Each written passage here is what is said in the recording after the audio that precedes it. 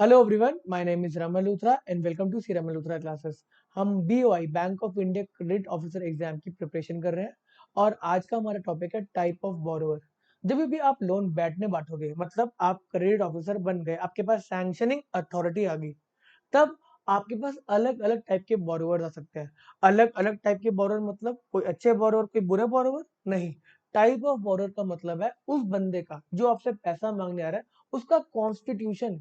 जैसे कोई इंडिविजुअल आ रहा है, कोई पार्टनरशिप फर्म आ रही है, कोई कंपनी आ रही है, तो आप उनको लोन जब दोगे तो आपको क्या चेक रखना है, क्या ध्यान रखना है। क्योंकि अगर कोई कंपनी फॉर्म हुई है तो वो किसी एक्ट के अंदर फॉर्म हुई है, तो उस एक्ट के कुछ प्रोविजन आपको पता होने चाहिए। ऐसे अगर कोई पार्टनरशिप फर्म लोन मांगने आ रही है तो वो पार्टनरशिप एक्ट के अंदर बनी है, उस एक्ट के रेलेवेंट प्रोविजन आपको पता होने चाहिए। सेम गोज विद अगर एलएलपी आ रही है, कोई ट्रस्ट आ रहा है, तो हमें थोड़ा बहुत पता होना चाहिए। इन केस अगर इंडिविजुअली लोन मांगने आ रहा है, तो क्या वो इंडिविजुअल लोन, मतलब हम उसको इंडिविजुअल को लोन दे सकते हैं? क्या पता किसी एक्ट ने तो नहीं मना किया, अगर आप नहीं आप उसको लोन नहीं दे सकते।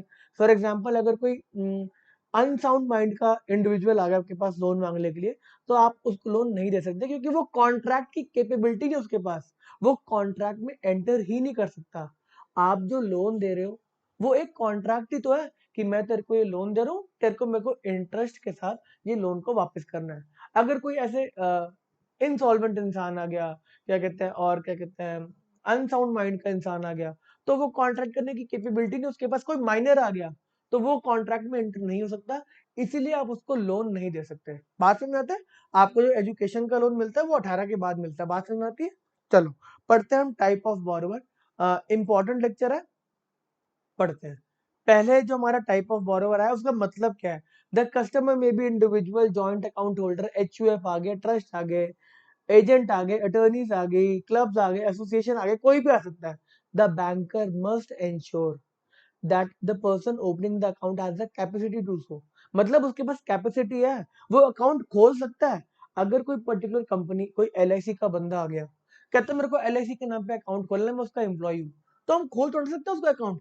हम कहेंगे कि एलआईसी खुद अपने रिप्रेजेंटेटिव भेजे, अपने साइन कॉमन सील भेजेगी, तब वो अकाउंट खोलेगा। आप थोड़ा ना एलआईसी के नाम पे अकाउंट खोल लोगे। ठीक है। The banker must ensure that the person opening the account has the capacity to do so, and there is complete clarity in the nature of account relationship. The legal requirement in establishing a contractual relationship and in transaction in the account are vastly different between individual account and a trust account। इसलिए हमें सबके loss पता होने चाहिए। Trust का account अलग तरीके से खुलता है, एक इंडिविजुअल का अकाउंट अलग तरीके से खुलता है। क्या क्या चीजों को रेफर करते हैं, अब देखते हैं। अब अगर इंडिविजुअल के केस में देखें तो उसको आप अकाउंट खोल के, मतलब लोन कॉन्ट्रैक्ट में एंटर कर सकते हो। बस वो मेजर होना चाहिए, मेजर मतलब 18 साल से ऊपर का होना चाहिए, साउंड माइंड का होना चाहिए, तो आप इंडिविजुअल्स को लोन दे सकते हो। ठीक है जी। इसके अंदर और भी क्लैरिटी है कि आप माइनर को लोन नहीं दे सकते। हमें पता है कि माइनर कॉन्ट्रैक्ट में एंटर नहीं कर सकता।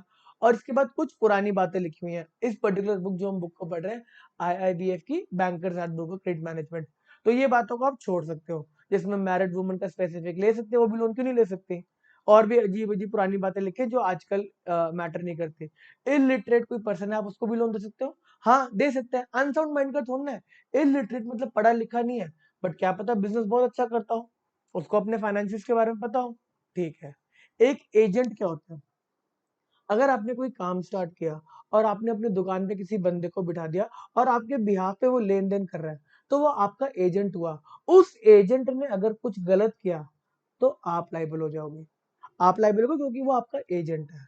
N agent is a person employed by another to act on behalf of the latter. मैंने किसी को एम्प्लॉय किया, तो मेरे लिए काम करता हूँ, मेरा रिप्रेजेंट कर रहा है, वो मेरी कंपनी को, मेरे पर्टिकुलर फर्म को, मेरे को रिप्रेजेंट कर रहा है। There is a law of agency from which the deed of agency is, मतलब डिराइव। तो अगर किसी एजेंट ने कोई गलत काम किया तो उसका प्रिंसिपल लायबल होगा एक पर्टिकुलर कॉन्ट्रैक्ट को फुलफिल करने के लिए। बात समझ में आती है? ऐसे ही अटर्नीज होती हैं। अटर्नीज क्या होती है? पावर ऑफ अटर्नी, कुछ स्पेसिफिक रिस्पॉन्सिबिलिटीज को डेलीगेट कर दिया जाता है कि ये एरिया ऑफ वर्क, वैसे मैं काम कर रहा हूँ, बट इस एरिया ऑफ वर्क में एक पर्टिकुलर पर्सन ये पावर मेरी एक्सरसाइज कर सकता है। तो पावर ऑफ अटर्नी, अगर आप बैंकर हो और आपके पास कोई काम करने, आपके पास कोई क्या कहते हैं स्पेसिफिक किसी और पर्सन का काम करने के लिए आया, कि मेरा ये पर्टिकुलर काम कर दो, मेरे पास पावर ऑफ अटर्नी काम कराने की, उस पर्टिकुलर पर्सन ने साइन करके दे रखा है कि ये पर्टिकुलर काम को मैं एक्सरसाइज कर सकता हूँ, तो हम उस अटर्नी को चेक करेंगे, वो रजिस्टर्ड होनी चाहिए, तभी हम उस अटर्नी के बेसिस पे वो काम को एक्शन में लेकर आएंगे। बात समझ में आती है? तो एजेंट तो मतलब इन जनरल हो गया, वो काम कर रहा है, और अटर्नी स्पेसिफिक इन जनरल, कोई पावर स्पेसिफिक दी जाती है, सारा का सारा काम नहीं, स्पेसिफिक काम के लिए अटर्नीज बनती है। ठीक है, ठीक है, ठीक है, ठीक है। अच्छा, इधर आया जॉइंट बोरोवर। अगर आप मिल के लोन ले रहे हो, आप मिलके भी लोन हो सकते हो, इंडिविजुअल लेवल पे तो आप लोन ले सकते हो, अगर आप मिलके लोन ले रहे हो तो उसके अंदर आपकी लाइबिलिटी जॉइंटली एंड सेवरली होती है। इसका क्या मतलब है? आप उस पूरे लोन के लिए लायबल हो, दोनों मिलके आप लोन के लिए लायबल हो, एंड आप अपने अपने पार्ट के लिए आप अपने आप डिसाइड कर लो। अगर कोई एक पार्टी लोन देने से मना कर देती है, अगर दो बोरोवर है, दोनों ने मिलके लोन लिया, तो दोनों पार्टी पूरे लोन के लिए लायबल है। आप आपस में डिसाइड कर लो आपका कितना पार्ट है, बट इन केस अगर एक पार्टी लोन नहीं वापस करेगी, तो आपको पूरा लोन वापस करना पड़ेगा। आप जॉइंटली रिस्पॉन्सिबल हो, जॉइंटली जॉइंटली रिस्पॉन्सिबल हो। अगर यही आप पार्टनरशिप की बात करो, तो पार्टनरशिप में भी जॉइंटली एंड सेवरली आप रिस्पॉन्सिबल होते हो। मतलब पूरे के पूरे लोन के लिए आपकी रिस्पॉन्सिबिलिटी है, अपने अपने पार्ट के लिए आप खुद डिसाइड कर लो म्यूचुअल रिस्पेक्ट में कि आपका कितना कितना पार्ट है। अगर आप में से कोई लोन नहीं देता, तो दूसरी पार्टी को पूरा लोन चुकाना पड़ेगा। टू और मोर पर्सन और a group of individual who do not constitute a registered body. आपने कोई रजिस्ट्रेशन नहीं करा, आप दोनों चले गए, नहीं नहीं मेरे को लोन दे दो, एक पर्टिकुलर पर्पस के लिए चाहिए, ठीक है, तो the joint borrowers are competent under law to borrow. हम सुनते हैं कि हमने जॉइंटली मिलकर एक पर्टिकुलर लोन को लिया है, जनरली प्रॉपर्टीज के केस में होता है। The joint borrower are competent under law to borrow if all other conditions are in order and legally acceptable.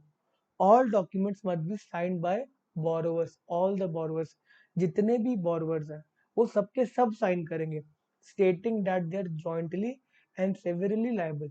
मतलब वो मिला के पूरे लोन के लिए भी लायबल है और अपना अपना अलग अलग पार्ट के लिए भी लायबल है। if it is however permissible for one of them to sign for all in case stipulated power of attorney executed by all of the other। अब कह रहा है कि अगर पावर ऑफ अटर्नी में साइन करने की अगर अथॉरिटी एक पर्टिकुलर बोरो को दे दी, तो वो भी चलेगा, आप अटर्नी लेके चेक कर सकते हो। बात समझ में आती है? ठीक है। Hindu undivided family. Hindu undivided family में पहला ये केस होता था कि सिर्फ मेल मेंबर को ही राइट मिलता था उसके अंदर, बट इसके अंदर अमेंडमेंट है। अब आपको फीमेल या फिर कोई भी मतलब किन कोई भी बच्चा होता है, वो एचयूएफ का पार्ट होता है। तो इसके अंदर पुराना मतलब क्या कहते हैं दे रखा है, जो कि अब अमेंडेड है। ओनली मेल्स अब पार्ट नहीं है प्रॉपर्टी के अंदर, को पार्टनर जो मतलब हिस्सेदार फीमेल्स भी हैं, सारे के सारे बच्चे हैं। तो एचयूएफ के केस के अंदर जो पावर होती है वो सीनियर मोस्ट मेल मेंबर के पास होती है, जिसको हम कर्ता बोलते हैं। और प्रॉपर्टीज पूरी फैमिली की होती है, किसी एक की नहीं होती, जो भी एचयूएफ के अंदर रजिस्टर। आप एचयूएफ के अंदर रजिस्ट्रेशन कैसे कराते हो?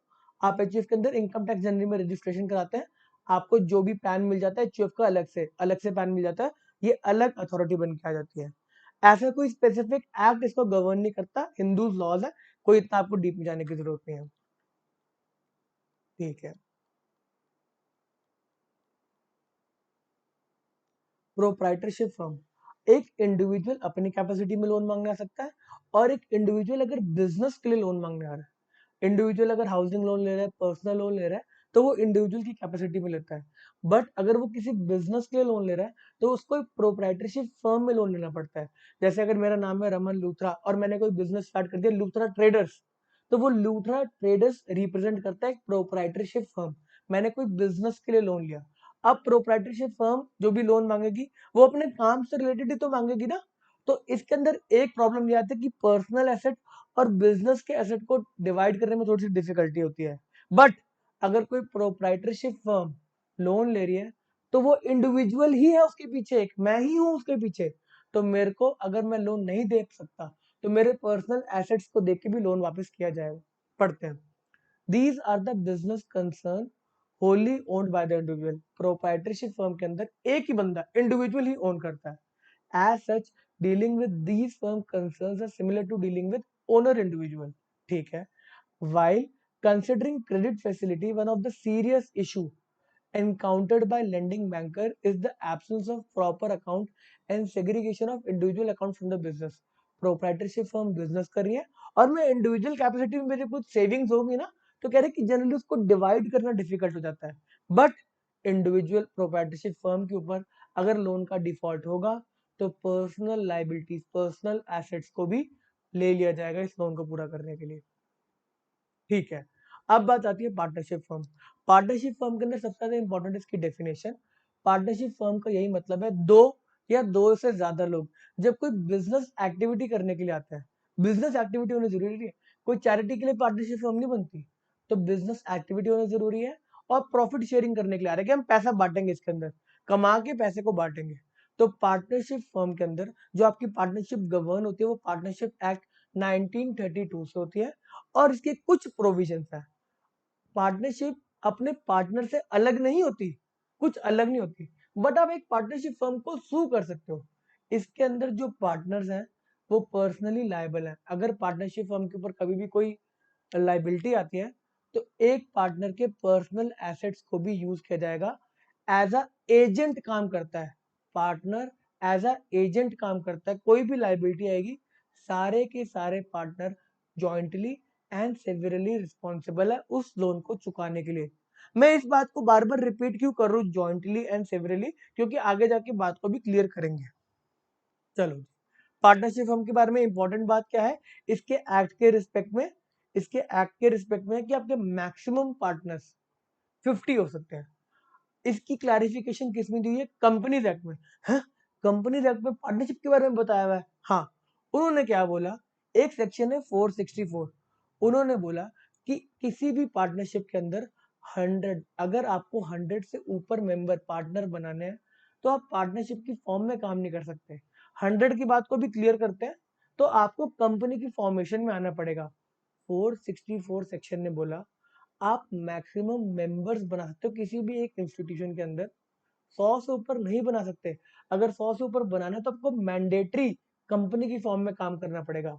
अब ये 100 के नंबर के साथ साथ बोला गया कि अगर इससे कम नंबर अगर सेंट्रल गवर्नमेंट चाहती है तो बता सकती है। तो सेंट्रल गवर्नमेंट ने कम नंबर क्या बताया, वो रूल्स के थ्रू, कंपनी एक्ट के कंपनीज रूल्स भी आते हैं। कंपनीज एक्ट ने बोला कि 100 बंदों तक आप पार्टनरशिप चला लो, इससे ऊपर अगर करना है तो आपको मैंडेटरी कंपनी बना के ही काम करना पड़ेगा। और जब ये एक्ट बना तो बोला कि आप 100 से कम का नंबर एक गवर्नमेंट चाहे तो प्रिस्क्राइब, सेंट्रल गवर्नमेंट बोल सकती है 100 से कम का नंबर। तो गवर्नमेंट ने कौन सा नंबर बोला, गवर्नमेंट ने अपने रूल्स में नंबर बोला 50 का। तो जो अब नंबर निकल कर आया वो क्या है, अगर 50 तक पार्टनर्स हैं तो वो पार्टनरशिप फर्म के रूप में काम कर सकते हैं। जैसे ही 50 से ऊपर जाएंगे, 50 से ऊपर जा ही नहीं सकते। अगर आपको मेंबर्स को बढ़ाना है तो आपको कंपनी फॉर्म करनी पड़ेगी, जबरदस्ती की बात है। बात समझ में आती है, तो ये आपको चेक करना है। अब जब आप पार्टनरशिप फर्म को लोन दोगे तो आपको क्या क्या चेक करना है, पार्टनरशिप डीड।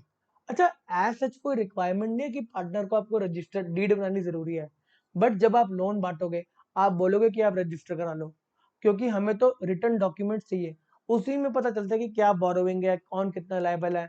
डीड प्रॉपर बताएगी ना, तो आप बोलोगे भाई आप पार्टनरशिप डीड रजिस्टर करा के लेकर आ जाओ। ठीक है, तो एज अ बैंकर आपके लिए क्या है कि रजिस्टर्ड होनी चाहिए, वो डीड आपके पास होनी चाहिए, उसके अंदर जो भी बोरोइंग लोन के बारे में लिखा है वो आपको सब कुछ पढ़ना है।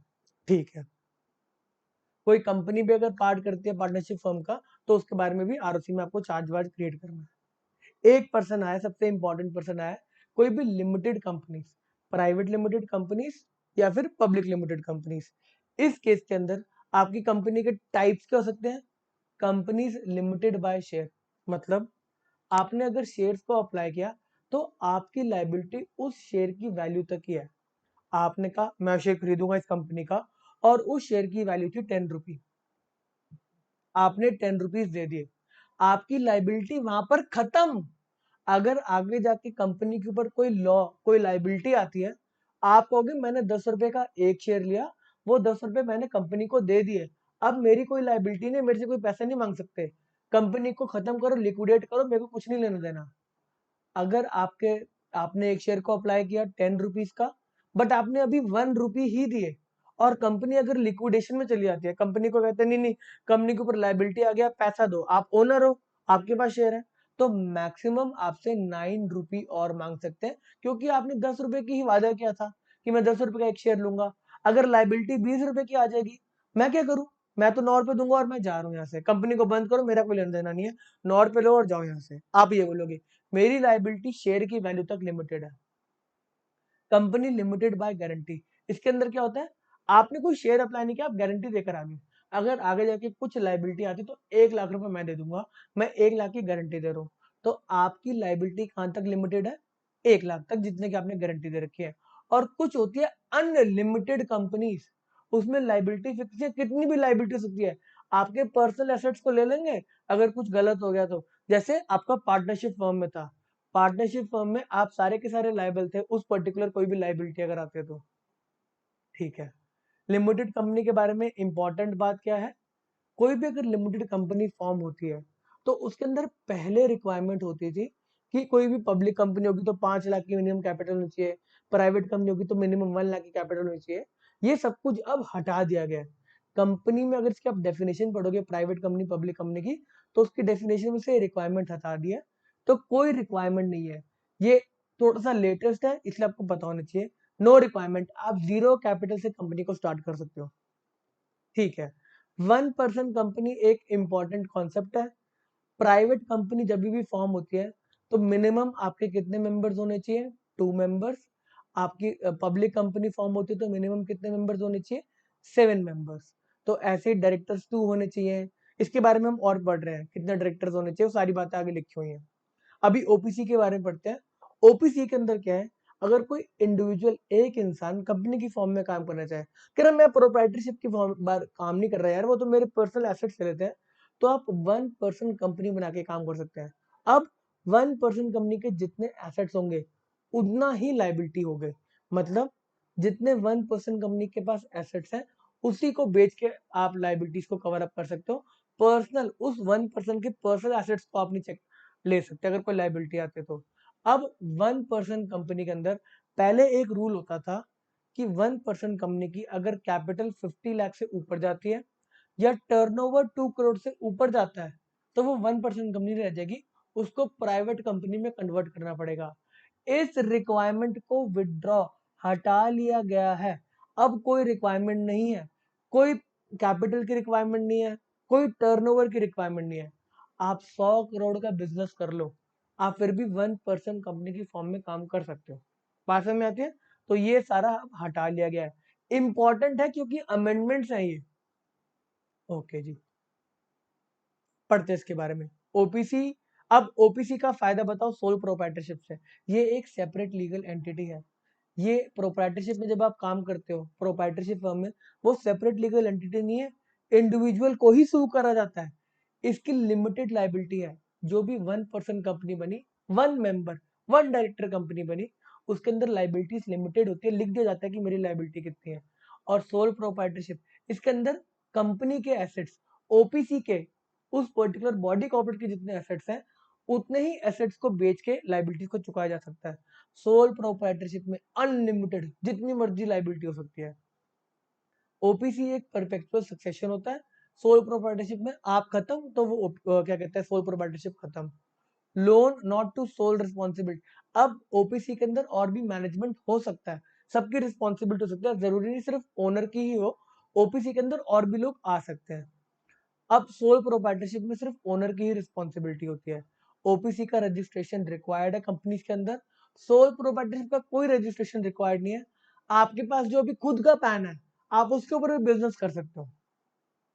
ठीक है, इसके अंदर ऑन क्रेडिट रिकॉर्ड ओपीसी होता है, ये पुरानी बात है, छोड़ो ये वाली। ठीक है, इसके साथ एक नई बात आती है, स्मॉल कंपनी की डेफिनेशन। स्मॉल कंपनी की डेफिनेशन इसलिए इंपॉर्टेंट है क्योंकि रिसेंट में अमेंडमेंट है। स्मॉल कंपनी क्या होता है? अच्छा, ये स्मॉल कंपनी अलग अलग कंपनी बनाया क्यों गया? पब्लिक कंपनी क्यों बनाई, प्राइवेट कंपनी क्यों बनाई, ओपीसी क्यों बनाई, स्मॉल कंपनी क्यों बनाई गई?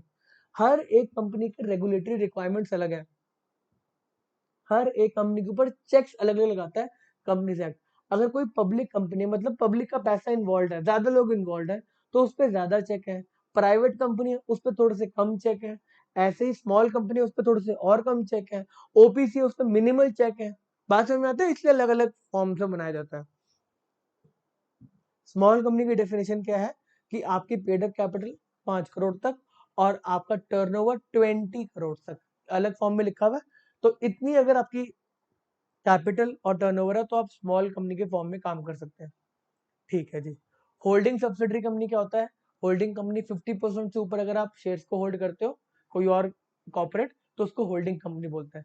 एक कंपनी दूसरी कंपनी के 50% से ज्यादा शेयर होल्ड करती है तो वो होल्डिंग कंपनी है, और जिसके होल्ड करती है वो एक सब्सिडरी कंपनी बन जाता है। बात समझ में आता है? ऐसे ही एसोसिएट कंपनी के केस में 20% या उससे ज्यादा। अगर गवर्नमेंट कंपनी की बात करो तो गवर्नमेंट कंपनी के अंदर एक कैच है, उसमें अगर किसी कंपनी को गवर्नमेंट कंपनी बोलना है तो उस केस के अंदर एक particular government authority, B it central और स्टेट, या फिर कोई गवर्नमेंट कंपनी किसी कंपनी में 51, नॉट 50, 51, होल्डिंग कंपनी के केस में 50 से ज्यादा, गवर्नमेंट कंपनी के केस में 51% या उससे ज्यादा शेयर्स को होल्ड करती है, पेड अप कैपिटल को होल्ड करती है, तो उसको एक गवर्नमेंट कंपनी बोला जाएगा। अब गवर्नमेंट कंपनी बोलने से क्या फर्क पड़ गया सर, आप ये बताओ, गवर्नमेंट कंपनी बोलने से क्या फर्क पड़ गया? तो इसके सारे के सारे अकाउंट सब सीएजी के पास चले जाएंगे। इसकी चेकिंग अलग तरीके से होगी अब, क्योंकि लोगों का पैसा इन्वॉल्व हो गया ना, तो कॉम्प्ट्रोलर एंड ऑडिटर जनरल इसके ऊपर निगरानी करेगा। बात समझ में आती है? ठीक है। प्राइवेट कंपनी और एक पब्लिक कंपनी में क्या फर्क है? इसके अंदर ट्रांसफर ऑफ शेयर्स नहीं होते, प्राइवेट कंपनी के अंदर रिस्ट्रिक्शंस लगाई जाती हैं। आपके MOA मेमोरेंडम ऑफ एसोसिएशन, ये प्रिंसिपल डॉक्यूमेंट होता है किसी भी कंपनी का, वो रिस्ट्रिक्शंस लगा सकते हैं कि ये शेयर ट्रांसफरेबल ही नहीं है। बट पब्लिक कंपनी के केस के अंदर कोई रिस्ट्रिक्शन नहीं है, आप जब मर्जी शेयर बेचो निकल जाओ। प्राइवेट कंपनी के अंदर no minimum paid up capital, public के अंदर भी नो मिनिमम, ये अमेंडमेंट है, क्या बात है इसमें लिखी हुई है। मिनिमम नंबर ऑफ मेंबर 2 से लेकर 200, प्राइवेट कंपनी के अंदर मिनिमम मेंबर 2 और मैक्सिमम मेंबर 200, पब्लिक कंपनी के अंदर मिनिमम नंबर 7 और मैक्सिमम कोई लिमिट नहीं है, जितने मर्जी आप मेंबर बना लो। कितने स्टॉक मार्केट में कितने शेयर्स लिस्ट होते हैं पता थोड़ा ना, कितने लोग, हजारों लाखों लोगों के पास शेयर है। ठीक है। प्राइवेट कंपनी के केस के अंदर जो मिनिमम नंबर ऑफ डायरेक्टर है वो होते हैं 2, और पब्लिक केस के अंदर मिनिमम नंबर ऑफ डायरेक्टर होते हैं 3। अब कोरम की बात आ गई। कोरम की बात कर रहे हैं कि आपको कितने मिनिमम लोग चाहिए एक मीटिंग को कन्वीन करने के लिए। अब मीटिंग की बात हम बोरोर के केस में क्यों लेके आ रहे हैं? आप जब भी पैसा बोरो करते हो एज अ कंपनी, आप समझो शेयर होल्डर का पैसा लगा हुआ है। अगर ज्यादा कुछ बोरिंग होगी तो आपको शेयर होल्डर की अप्रूवल लेनी पड़ेगी, शेयर होल्डर की अप्रूवल लेनी पड़ेगी। तो इसीलिए कोरम वाला पॉइंट इंपॉर्टेंट आता है कि वो मीटिंग कब लीगल मानी जाएगी, मतलब मीटिंग तभी होगी जब मिनिमम इतने लोग आएंगे उस मीटिंग के अंदर। इसीलिए कोरम वाली बात इंपॉर्टेंट है। अगर एक प्राइवेट कंपनी की मीटिंग होगी तो मिनिमम 2 लोग होने चाहिए उस मीटिंग के अंदर। और अगर कोरम होगा पब्लिक कंपनी का, पब्लिक कंपनी जिसमें आपको लग रहा है कि पब्लिक का पैसा इन्वॉल्व है, तो मिनिमम 5 लोग होंगे। अगर आपके टोटल मेंबर 1000 तक है, 1000 लिख लेना, ये 1000 तक है तो 5 मेंबर। अगर आपके 5000 तक है तो आपके होंगे 15 मेंबर्स होने जरूरी है।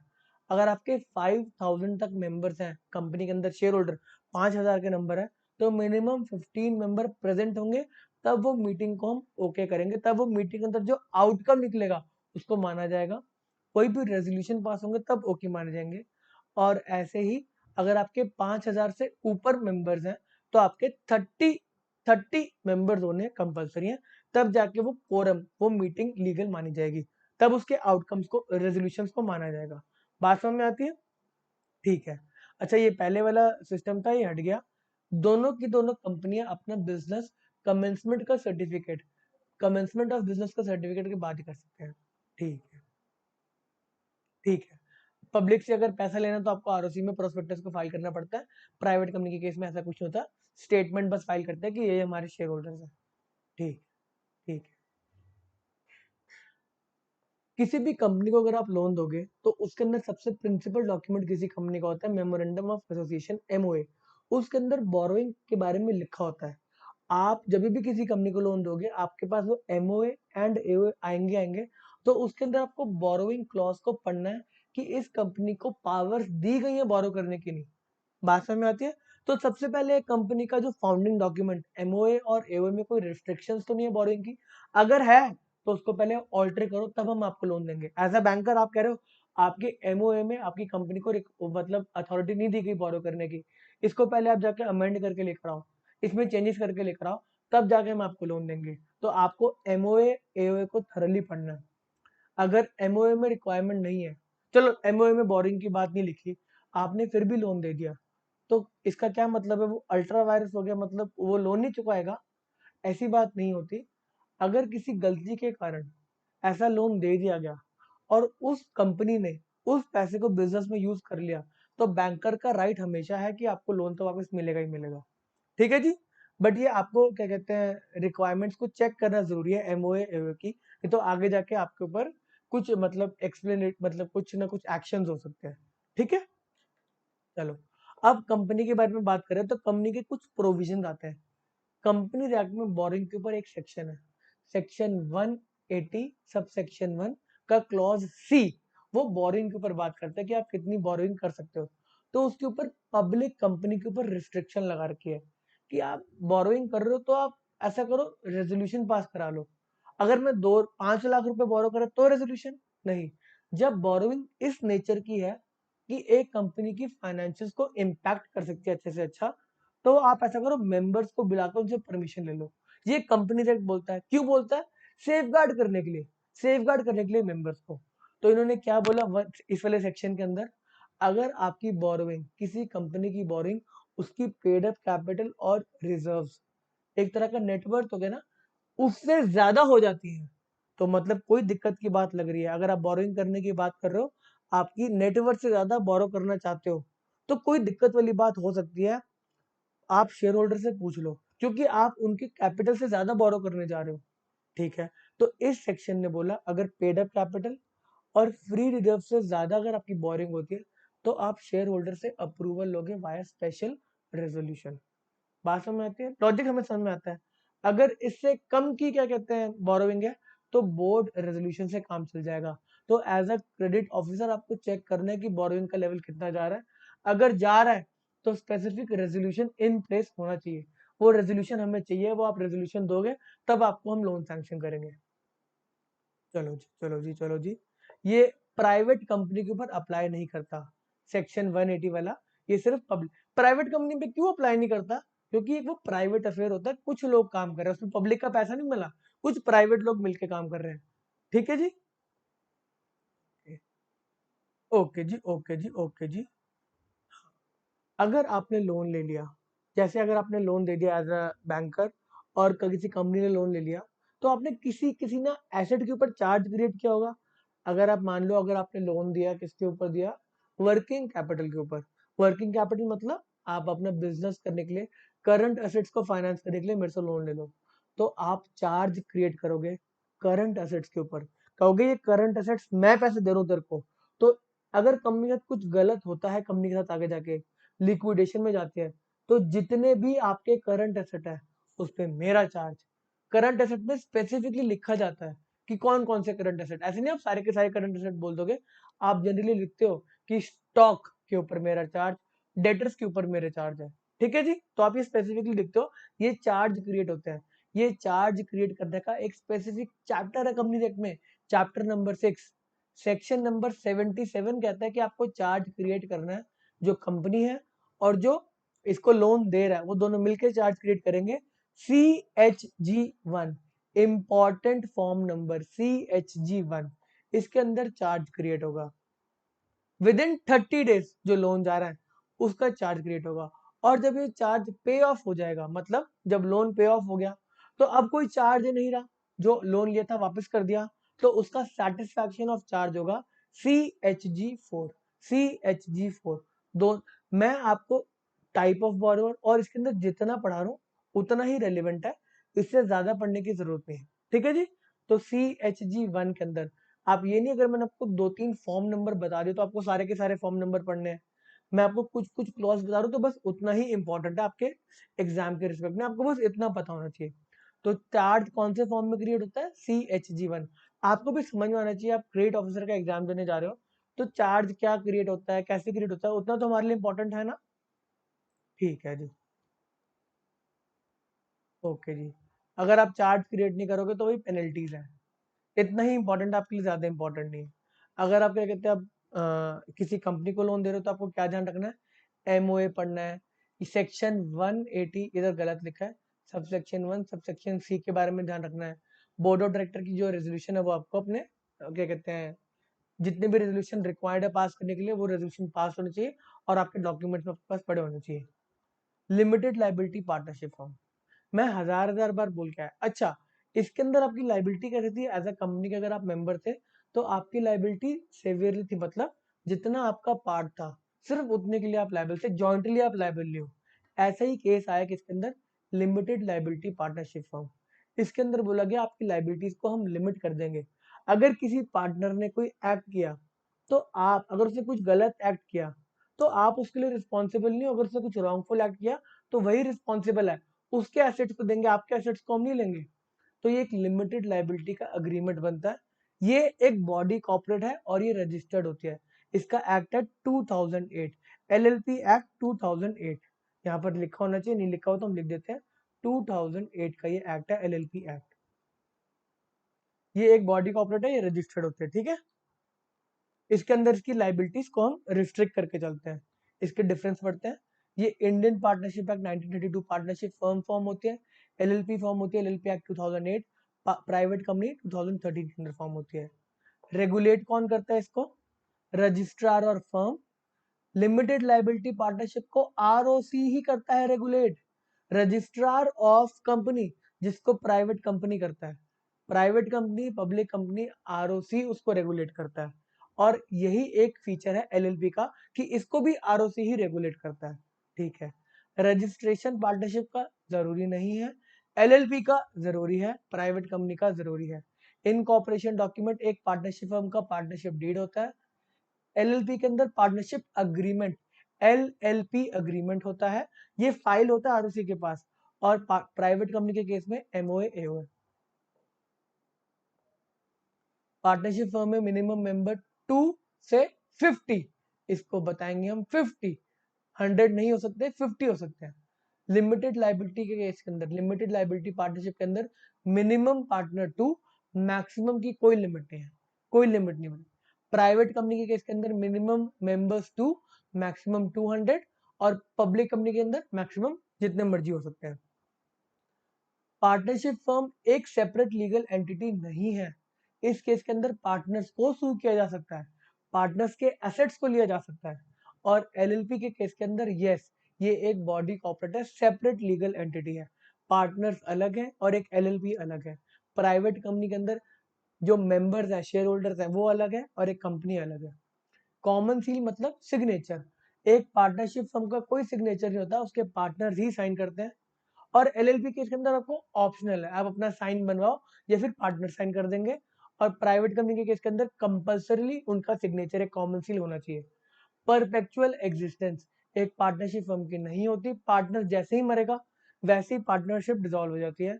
एलएलपी के केस के अंदर आपका ये परपेचुअल ससेशन होता है, स्पेसिफिकली बता दिया जाता है एग्रीमेंट में भी कैसा होगा। प्राइवेट कंपनी और पब्लिक कंपनी परपेचुअल ससेशन ही होता है। सूट, अगर किसी को केस फाइल करना है तो पार्टनरशिप फर्म के नाम के ऊपर आप केस फाइल कर सकते हो, बट पार्टनर्स ही लायबल होते हैं। एलएलपी के केस के अंदर आप एलएलपी के नाम पे फाइल कर सकते हो, प्राइवेट कंपनी के केस के अंदर प्राइवेट कंपनी के नाम पे।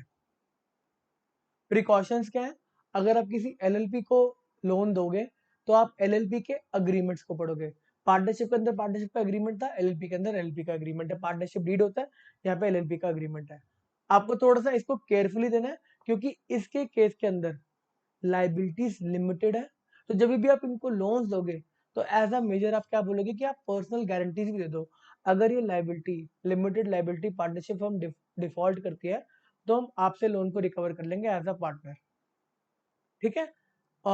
और भी अगर पर्सन और अदर एंटिटी हो सकती है, सोसाइटी, एसोसिएशन, ट्रस्ट, इनके अलग बायलॉज होते हैं। हर एक सोसाइटी, एसोसिएशन, ट्रस्ट का अलग बायलॉज होता है। कोई भी फॉर्म होता है उनके कुछ लीगल डॉक्यूमेंट्स होते हैं, उन लीगल डॉक्यूमेंट्स को पढ़ के आपको बोरोइंग के बारे में क्या लिखा है, पावर्स दिए नहीं दी, उसको देख के आपको लोन देना है। तो यही टाइप ऑफ बोरोवर्स है, इसके अलावा कुछ इंपॉर्टेंट नहीं है। टाइप ऑफ बोरोवर और उसमें क्या क्या रिक्वायरमेंट्स है उनके एक्ट के रिस्पेक्ट में, बस वही इंपॉर्टेंट है। अच्छा, एलएलपी के केस के अंदर अगर कोई पार्टनर गलत करता है, तो वो अगर कोई रॉन्गफुल एक्ट करता है तो वही पार्टनर लायबल है, दूसरा पार्टनर लायबल नहीं है। तो ये जॉइंटली रिस्पॉन्सिबल नहीं है, जॉइंटली रिस्पॉन्सिबल नहीं है, ठीक है।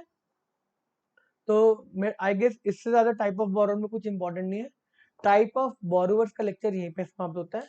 कोई डाउट आएगा तो आप मुझे ऐप पे मैसेज करके पूछ सकते हैं। आज के लिए इतना ही, बाय बाय।